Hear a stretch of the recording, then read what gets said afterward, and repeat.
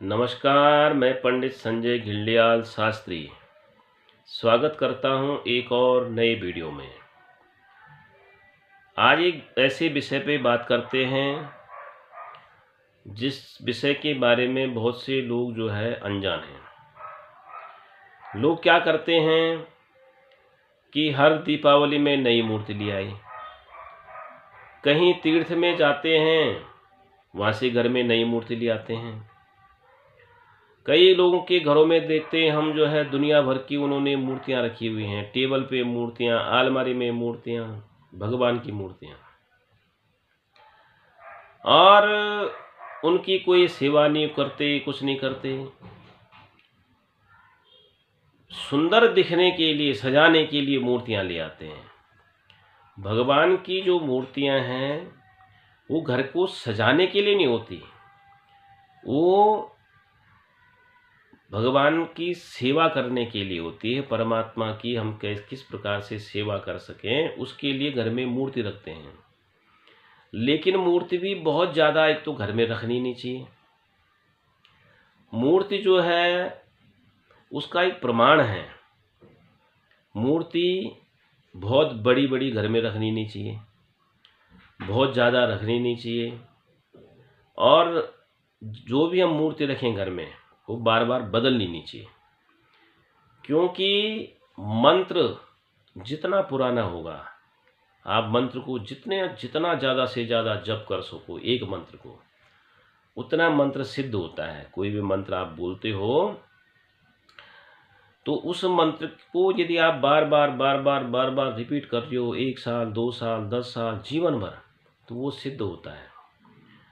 और मूर्ति जितनी पुरानी होगी, पीढ़ी दर पीढ़ी भी वही मूर्ति चल रही है घर में, तो वो उतनी सिद्ध हो जाती है। कई लोग सोचते हैं नई मूर्ति आ रखी है, बहुत सुंदर दिख रही है, इसको ले जाओ। पुरानी मूर्ति को क्या करते हैं, पार्क में डाल के आ जाएंगे, मंदिर के बाहर डाल के आ जाएंगे, पेड़ों के नीचे रख के आ जाएंगे, पीपल के पेड़ के नीचे रख के आ जाएंगे। तो वो आपको पुण्य से ज़्यादा पाप लग रहा है। ये गलत काम है। ये जो है आप शास्त्र सम्मत काम नहीं कर रहे हो, शास्त्र विहीन काम कर रहे हो। गलत काम नहीं करना चाहिए। अपने जिनकी हमने साल भर पूजा करी, उन देवताओं को आप जो है उनकी मूर्तियों को आप पार्क में डाल के आ जाते हो। किसी के पैर के नीचे आ रहे हैं, कुत्ते उसमें गंदगी कर रहे हैं, और फिर अन्य धर्मों के लोग फिर हमारे मजाक बनाते हैं। तो ऐसा नहीं। देखो, शास्त्रों में कहा गया है कि मूर्ति जो है तभी विसर्जन करनी चाहिए जब वो खंडित हो जाए। और मूर्ति को विसर्जन करने का भी एक तरीका है।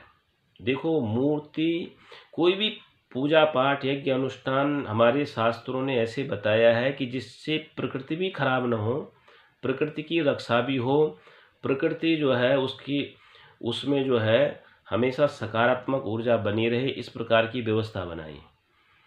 आप मूर्ति बनाते हो, उसमें जो है सोने की मूर्ति का विधान है, स्वर्ण प्रतिमा, चांदी की मूर्ति, तांबे की मूर्ति, पीतल की मूर्ति, पंचधातु, अष्ट धातु,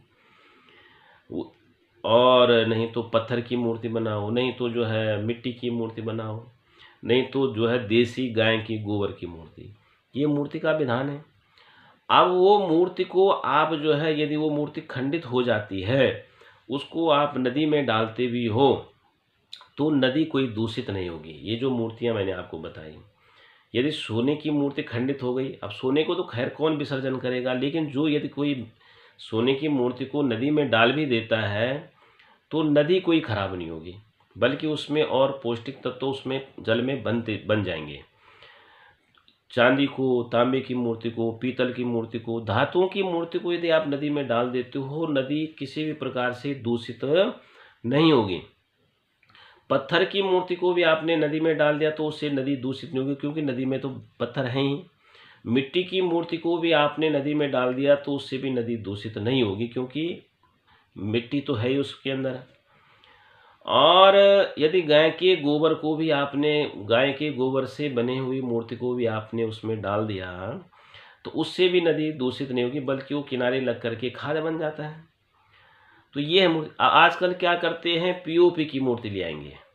अब वो मूर्ति गलती भी नहीं है, प्लास्टिक मिक्स है उसके अंदर।